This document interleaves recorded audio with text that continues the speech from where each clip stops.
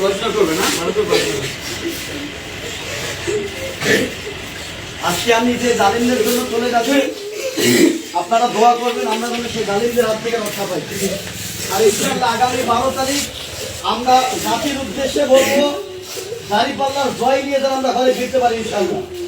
আমি কি বোঝাতে পারছি? শুধুমাত্র ইসলামী আন্দোলন করার কারণে আজকে আমাকে মাদ্রাসা থেকে তারা মানে বের করে দিতে বাধ্য করেছে। আমি বলতে চাই, শরীরের এক বিন্দু রক্ত থাকা অবধি আমরা বাতিলের কাছে কখনো মাথা নত করবো না। বাতিলটা কখনো আমাদের পিছনে চেষ্টা ছাড়ে নাই, এখনো ছাড়ার ষড়যন্ত্র করছে। ওরা আমাদেরকে ধরার জন্য আকৃষ্ট হয়ে আছে। আমরা ইমানদার, আমরা ইমানের ইস্তিহার আছে। আগামী 12 তারিখ এই ধবলগুড়ি থেকে যেন আমরা জয়ের ধ্বনি নিতে পারি ইনশাআল্লাহ, আমরা সেই নিয়তে চলছি। আল্লাহ তাআলা সকলকে কবুল করুক। আর আমার জন্য দোয়া করবেন, আপনাদের দোয়ার বদলে আল্লাহ আমাদের যোগ্যতা দিয়েছে।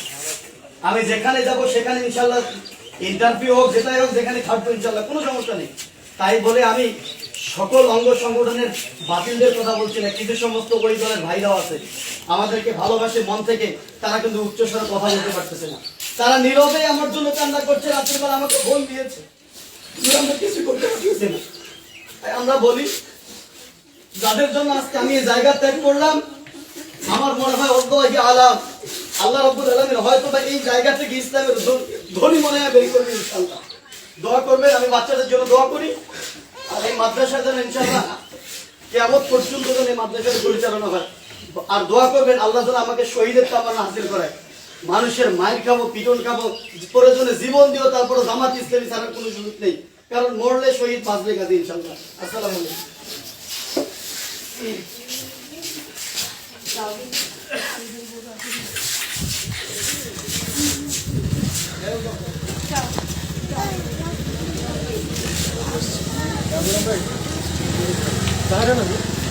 এতেই সুন্দর হয়, বগলত গেলে 2-1 জন উঠে।